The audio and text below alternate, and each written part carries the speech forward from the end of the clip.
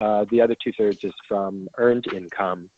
And we have several sources of earned income, including the leadership and leader training programs, what we call special weeks, which are intensives and longer events. And then, a couple of smaller lines of income, but those are really kind of the biggest share of the revenue that's generated. One of the things that is a little bit different about this budget year, which was also true last year, is that we're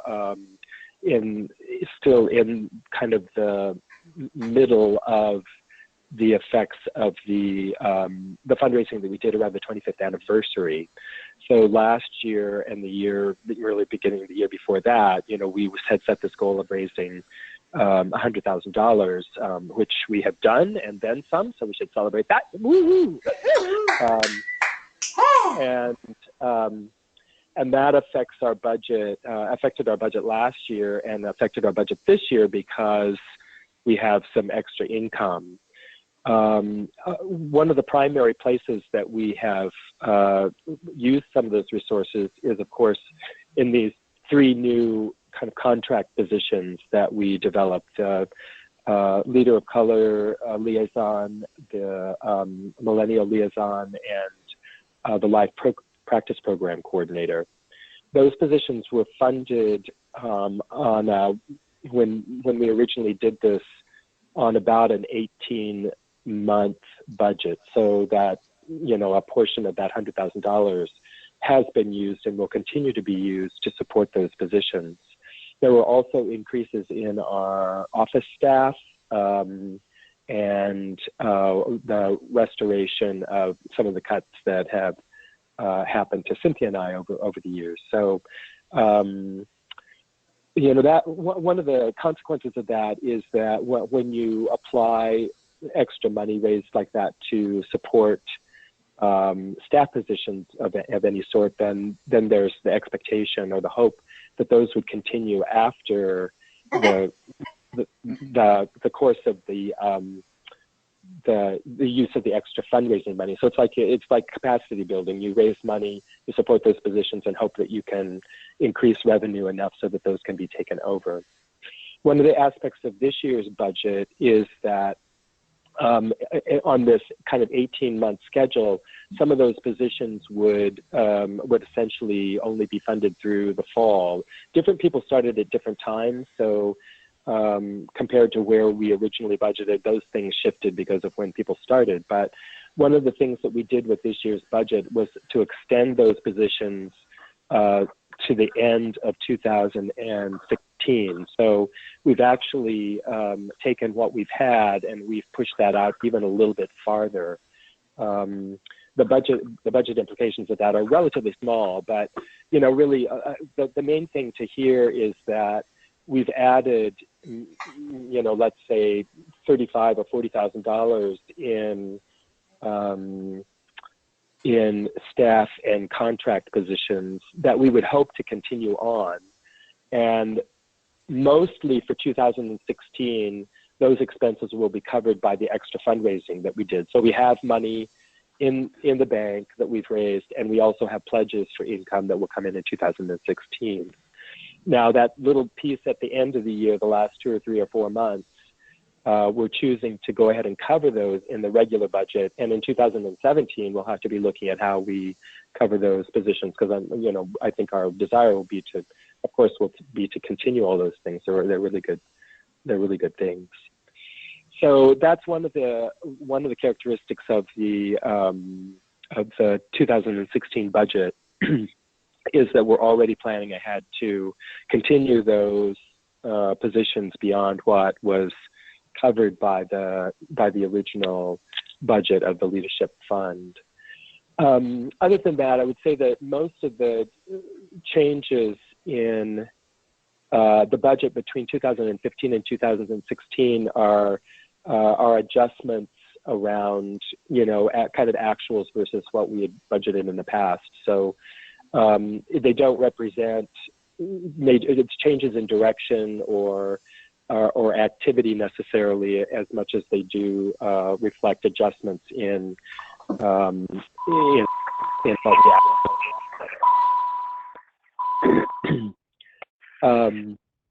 the other thing that's true about 2016, which is a little bit different even than 2015, is that in the process of doing that fundraising, the extra fundraising, we did a number of things where part of the fundraising that we did was to go towards specific things. So both the money in the leadership fund, in the leadership fund, that's essentially designated contributions, which means that we have the money, but there are specific things we need to spend it on. It's not something we can use that money to spend on anything.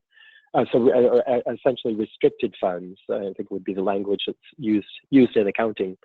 And also, for the Giving Wings contributions, some of that money is being used to go specifically toward the leadership fund, which means that's restricted. And then some of the fundraising that was done in the regions is restricted to use on national programs, which means that eventually we will get the money, but again, it's restricted. So again, the specifics of that are not quite as important for y'all, except to know that having put those restrictions on that fundraising means that it affects our cash flow a little bit. So there's money there, but there are only certain things that we can spend that money on. So that makes it just a little bit more of a challenge, and we're going to kind of have to live in to see how this really works over the course of the year. But for example, normally in the first part of the year, we would have, because of the fundraising that happens at the end of the previous year that kind of extends into the next year, we would usually start the year with a cash reserve. So, and actually more than a reserve, but just extra income that helps us get through those first 3 months. And because some of that money is restricted, it's just a little bit more of a challenge. Thus far, the first 3 months of the year, the first couple of months, we came out pretty even.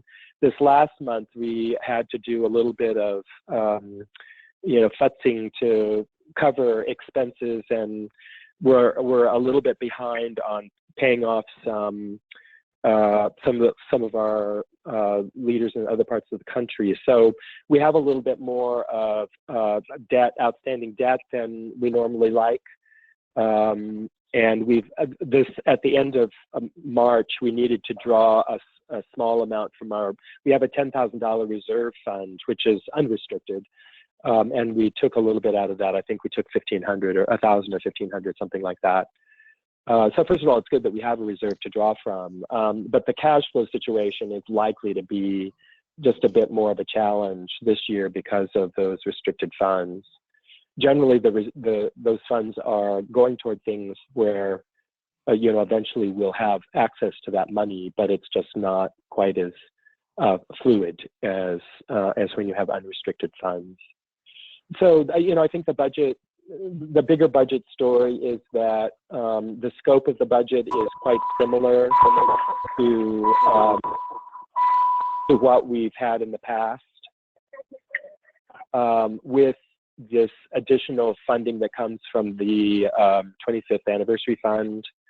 And then in 2017, the budget challenge will be really to grow into the extra that we've added to our budget in order to have these new positions and to shore up some of the positions that we have.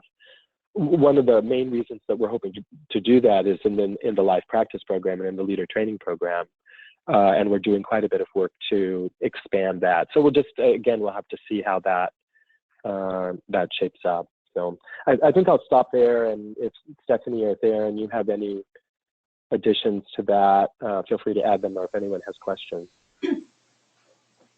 No, I think that's pretty comprehensive, Phil, and right on. And just to clarify, we did just take 1,000 from the reserve. So just so you know. Thanks. I don't have anything else, Phil. Any This is Olaf. questions? This is Olaf. How fast did we get the 100,000, our target, in the time frame that we had set aside? How fast do we hit that? Olaf, was that your question? Yes. Must be pretty fast. The office is hopping. Well, we kicked that off, sort of announced that goal in the fall of 2014 when we had our October event then. And we raised about half of it through that event. And then the remainder came over the following year, 15 months or something. So it was just towards the end of last year that we finished it. Okay, it sounds like that time frame was the one that I remembered hearing about. So good. Mm-hmm. How many new Giving Wings members have been added? Well, that was one of the big boosts we got last year. We, in addition to that 100,000 goal, we set a goal of seeing if we could inspire 25 new Giving Wings pledges, and we did that, which was I was quite pleased to see that, because I don't think we've ever added that many new Giving Wings pledges in a single year, maybe ever. So that was really nice to see, and that's a chunk of income for the immediate year, but it's also 5 years of income. So that worked out quite well. Great, thanks. Mm-hmm. And although the first year of those pledges is in restricted income, that will be unrestricted in successive years. So that's going to be a big help, I think, in terms of the long-term fundraising.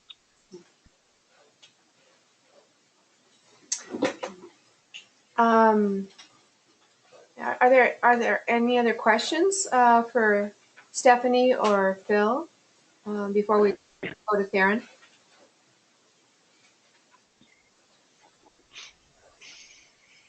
Okay, Theron? Well, I think that might have been a question. Oh, No. is that a question? No. Yeah. Oh, okay. Who's that? Okay. She's putting on present. Yeah. I see. Okay. Let me just. I think. Is there a question or not? No, go ahead. Okay. Well, between Olaf and Phil, the two biggest parts of my thunder are already out there, that we reached our $100,000 goal and we had 25 new Giving Wings members. So those are two big goals that I was pleased about. I need to check because I think it was a bit late last night. What's that? I'm sorry. Okay. If there's somebody else on the phone, we can hear your background noise as well. So just be aware of that. *6 if you got background noise on the phone. Yeah, *6. So the one other fundraising piece I'll speak to, just because it's timely, is our Give Interplay Day, which is day after tomorrow. And that is a very immediate way that board members can help with cash flow by making that day extra successful. It's also one of the, I'm sure seen my emails to the board, one of the things that Give Interplay Day is great at, and which makes your roles especially important, is inviting first gifts or small gifts from people who haven't connected to the national organization before. And each of you who are active in different interplay communities around the country, whether it's Minnesota or Raleigh or Seattle, there's going to be people on your list who, essentially anybody who's never done secrets or a nationally produced event or made a gift nationally, nowhere on the national radar, so they wouldn't be hearing messages maybe at all about Give Interplay Day. So it makes your messaging out to your communities super helpful and important in reaching folks who are active in interplay, part of the community, but not quite yet in the national conversation. So today, tomorrow, Thursday, to send out, I sent some sample language in an email a few days back, but just to say, please join me. Essentially, here's what interplay means to me. Here's why I'm involved. Please join me. and send a link. So you can do that on Facebook, send it to your email peeps, anything else that you can come up with. So announcing it in classes that are happening the next couple of days. So that's the main pitch for your help on Give Interplay Day. That'll be great. So that's And this is Olaf. Just want to like throw in a 24 little. hours tomorrow? I heard it got mixed together. Celia, did you have a question? Yeah, it's just 24 hours starting when? 24 hours starting Wednesday night, Thursday morning. So it's midnight, 12 a.m. Thursday to 12 a.m. Friday. Okay. Yeah. And this is Olaf. I've made some calls. Thanks, Darren, for the list of folks. I've made some calls. We'll make a few more. I've had a lot of fun connecting with a few people, a lot of voicemails. Yeah, That's great. And look, one question popped up is that can people still give outside that time frame of Thursday? So I've just said go to the standard donation site and put a little note in there to what project if it's after Thursday. Yeah, they can do that. Yeah, this year we're not tying it to a specific match that only is happening that day or something. So. Theron, can you just remind the board just like what amount of, our budget is focused on development, and how development plays a role in keeping us at our goals. So we know we have the life practice program income, and that's our fee for service income. So yeah, and also just a little overview of, major donors as related to the Giving Wings sort of base. Just structure that out for us a little bit. Yeah, sure. Well, as Phil mentioned a little bit ago, the balance for funding for Interplay has been loosely 2/3 from earned income from tuitions for life practice and special intensives and so forth, and 1/3 from contributed income.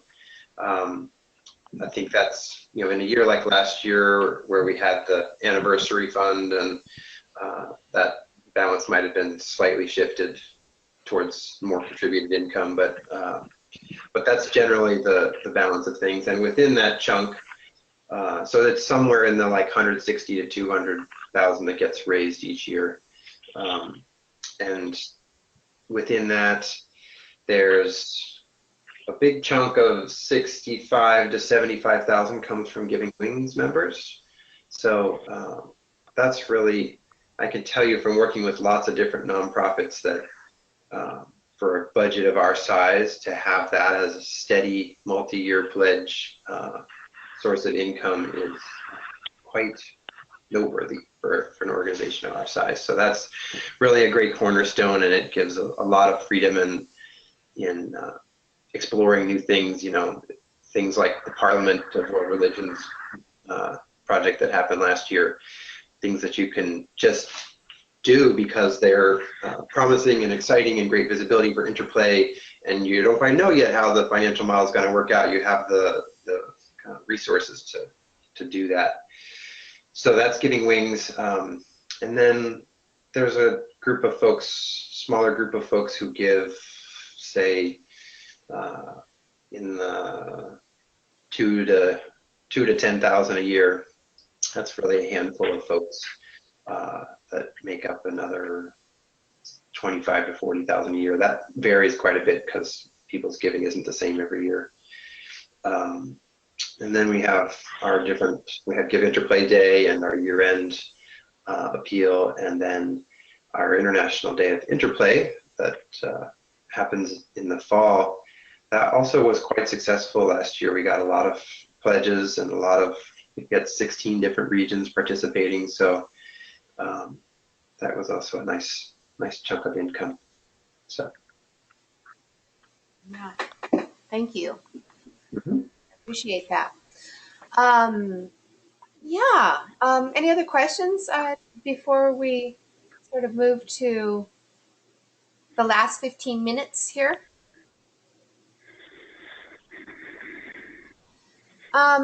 I partially wanted Theron to kind of, I think it's important for a lot of us who may or may not be on boards, just to keep looking at what the structure of how we hold and maintain the practice is. And there, of course, is a lot of work that goes into maintaining relationships with our Giving Wings community. And that happens pretty naturally and fluidly within our regions. And some of those are, some folks give, like I do, sort of more. Actually, I give more than the $90 a month rate myself, but I started at the $40 a month myself. Such a wonderful contribution to keeping the work alive and growing and developing, new strategies for how to, how to give the gift of this way of being to others. I'm, the developing our Giving Wings community means that we probably in the future are going to want to be continuing to be mindful. Hello, my phone caller friend. Can you *6 yourself?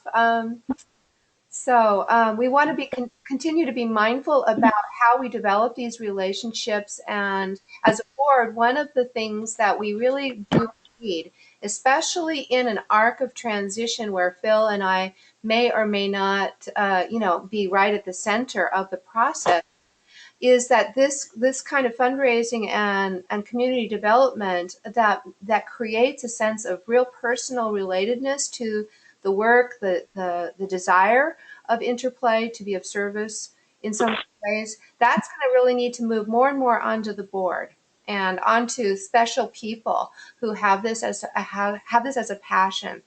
And one of the things that Theron and I both know is that the Giving Wings community, why it's so high, is because of relationship and because of the sense of ease with which we can ask people who really care about this experience that we're having and that we can see gives to others.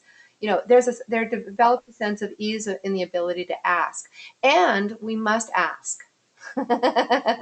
So the learning to ask with that sense of clarity is so important. And I just want to hold up to each of you and thank each of you board members for the way that you already know that. And I just want to personally say that I can see myself kind of looking to you and wondering with you how this might be a part of our growing development as a board. Since at the moment that is falling in Theron's part-time job and a lot in my area to do a lot of that direct cultivation and ongoing relating. So can we just keep that in mind as what does that mean for the next few years? How does that shift? And I will always, I hope, as long as I'm alive, be in relationship and maybe even be of service however the organization wants me to be, and that I can be. So I don't really see myself retiring from Interplay. But I just keep looking at my age coming up to 61 and my energies and, trying to move my functions into the right sort of, questions at least that we're asking. I feel personally really excited, and I also feel some anxiety on myself for what do I need to do to keep developing a passionate organization of leaders who want to move out in social justice, who want to contribute to, different professional fields. There's a lot of innovation that is starting to, I think, move, especially with Harriet. And I'm sorry Harriet's not here today. Especially with her role, she's doing such an excellent job in the area of developing our life practice program leaders and developing processes for new life practice program leader assistance. So we have shifted from kind of having an informal shadowing role to a more formalized relationship, really honoring our assistants and having a structured 3 mentoring process during the life practice program. All of that work is done out of Body Wisdom fees. So all of that time, not Harriet's time, but any mentoring any of those conversations outside of Harriet's, that's body wisdom work, right? So Giving Wings and other work supports the development of new life practice program leaders. I personally think our life practice program leaders are the core of the organization.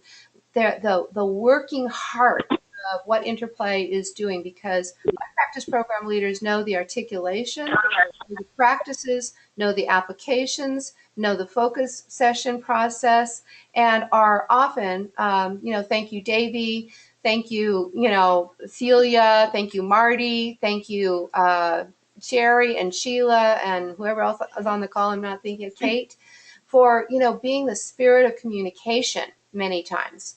I also want to really recognize as life practice program leaders and leaders in training for that level, this group is going to, I think, grow. Instead of the regional leader model only, which we keep moving ourselves to, like today, I was with Lori Vanderbilt, who's in conversation with Sherry, and Lori's a therapist, helping to develop a CEU model for doing a life practice program that will have more focus around helping professionals. So a focused model of life practice program leadership that might be implemented within institutions needs that kind of level of training. You've got to have your hands over on all of the parts, and you've got to have ability to speak in multicultural ways of professions, not to mention the diversity issues and the challenges that we're all up against around, how is it to be speaking across wounds and traumas culturally now. So the work that Shoinka and I and Coke and Agnati, thank you very much, Agnati, for your absolutely fantastic work in leading and supporting regularly in an ongoing way through calls, through direct associations and new developments like the May collaboration you're bringing together with our younger leaders around interplay and theater of the oppressed tools and how they relate. That's an inquiry process that's being instigated by Agnati. 7 or 8 leaders are coming on their own volition to look at that. How do these two models of activation and raising questions and bringing justice, how do they work together? What are the benefits of both of these models? So, like the questions of just the art and social change are now infused in our organization. I think we're together. There's no single person that can figure this out. But together, what does it mean to have that woven through all of our play? So, life practice program leaders, and I want to thank all of the life practice program leaders who showed up for the Waking Up White conversation and really did an investigation, of our practice, using our practice for being more aware of how those of us who are white are playing as leaders. Many of us have done, various kinds of work in the world around this, trying to find our way together. Also, so looking forward to the ongoing work that Shoink and I are doing in changing the race dance, which I see one of the most powerful interplay programmatic powerhouses, because it causes people in a region to not just rely on themselves, but to reach out to communities beyond ourselves, to become, in a sense, community organizers. And that is a great and challenging learning. But right now, Ruth Garwood and Donna Mazzola are in the Cleveland area working on a second changing the race dance. So they're working now, having had an experience where they drew people in, playing with lots of community partners. Now they're working with numbers of organizations to bring people together. What's important about that is it's partially what Shoink and I are doing. But what is really important is that people are coming together. Somehow I know that they're using their body wisdom in the process, and they are coming together because more than just interplay, it feels like it's important to be embodied in a behavioral change around racism. So that's so amazing. So when we're talking about changing the race dance, we're really not talking about a workshop with Shoinka and me. We're talking about us being at the center of a process that is really about the center of a community, making change in the world. And so, we don't have to beat anybody over the head about racism. We don't have to, we can be affirming, we can be celebratory, we can be encouraging, we can look for places of openings, around this. And, I see this as so powerful. There's so many signs of really powerful good news that I'm seeing, and one of them includes, like for instance, I get to listen in on these conversations. I know you guys have them too. But Ruth Showalter has been doing amazing work working with immigrants and refugees. Some of this was on her Facebook page, and I'll try to send this out to you because somebody else spoke to what's happening in Ruth's classrooms using interplay. That immigrants and refugees are finally able to be people before they start having to address problems and be problems. And this sense of enlightening and liberating just their playful reality. We know that this is at the heart of social health.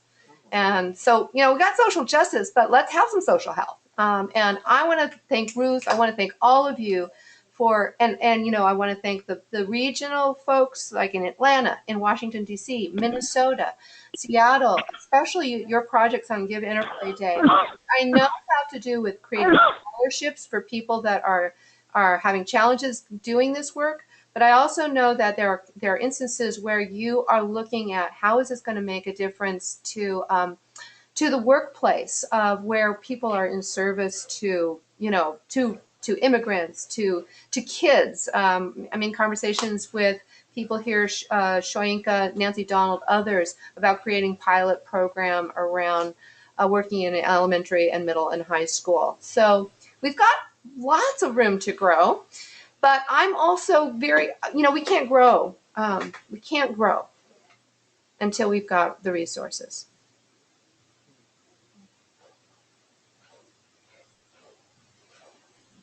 We've got the spirit, and we've got the spirit on our side.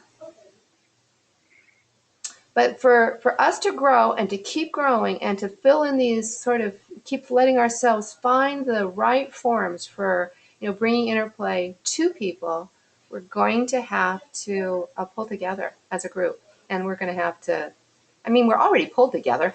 How much more do you have to pull together? But how do we do that financially? I'm celebrating.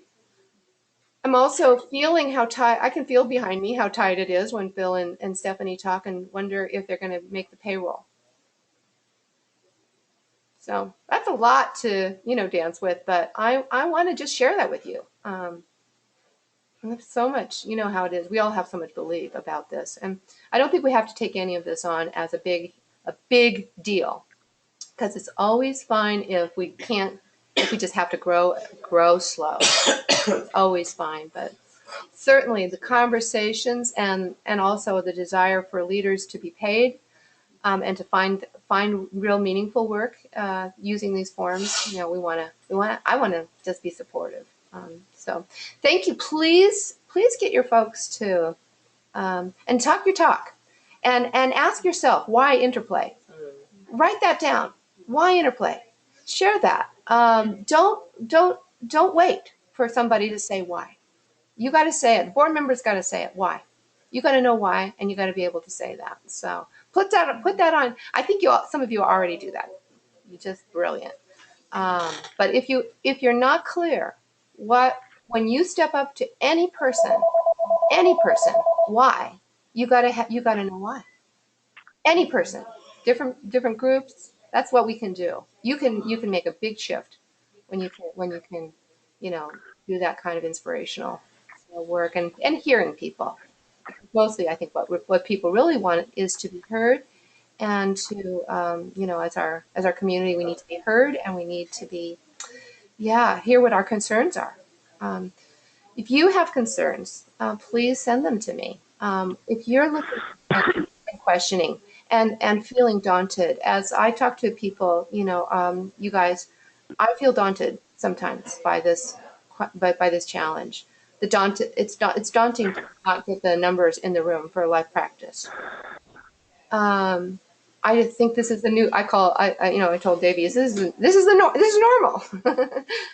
A world that's kind of falling apart, and yet here's brilliant little seeds of health all around us. How do we help people grab hold?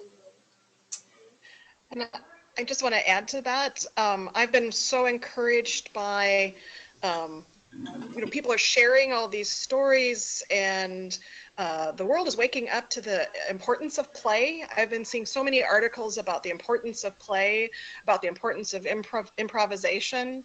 So that message is getting out there outside of us, and it's a conversation that we're such a big piece of. The piece, Cynthia, that you shared recently about the guy, I don't remember the name Wood in there, but I don't remember his full name.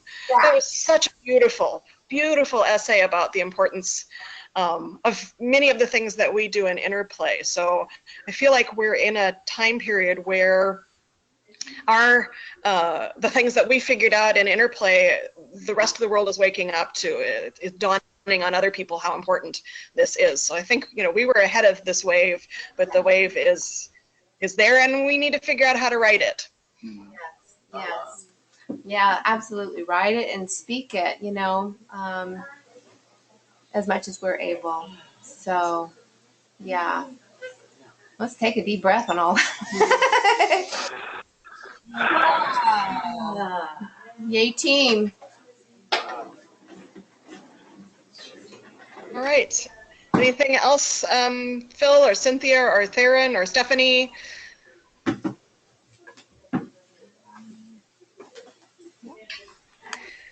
All right, we are at 2:02 Central Time, whatever that translates to your time. You guys do the math. But we have, that was the time period that we've agreed to for this meeting, even though we started late. But I think, talking fast, we got the majority of the things we needed to say in there. Thank you for your patience with the glitches in technology. If there's anything else anybody wants to add to the conversation, speak now or hold your peace till next time.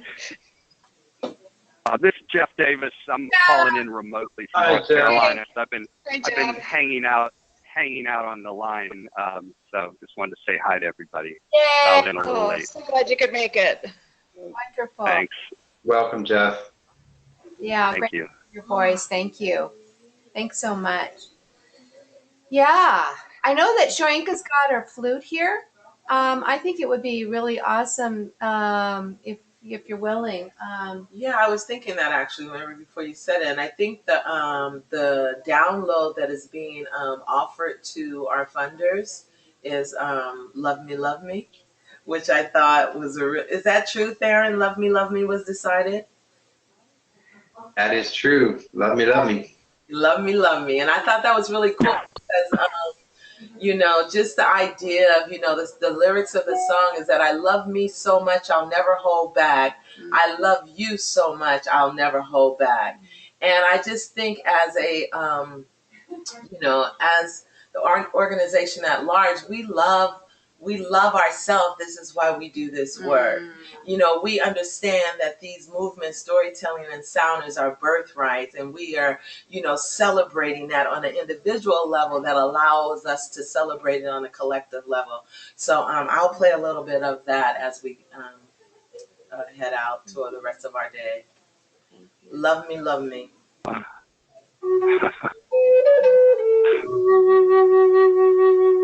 Bebo.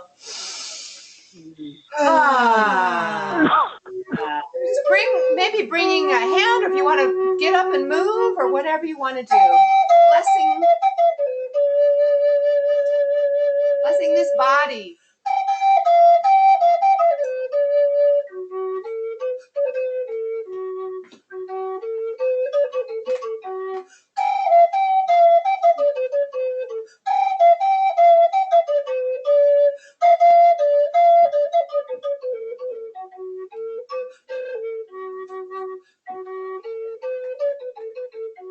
I love me so much, I'll never hold back. I love you so much, I'll never hold back. Love me so much, you'll never hold back. I love you so much, you'll never hold back. Love me, love me, love me, love me, love me. Why? 'Cause I love you. Yeah.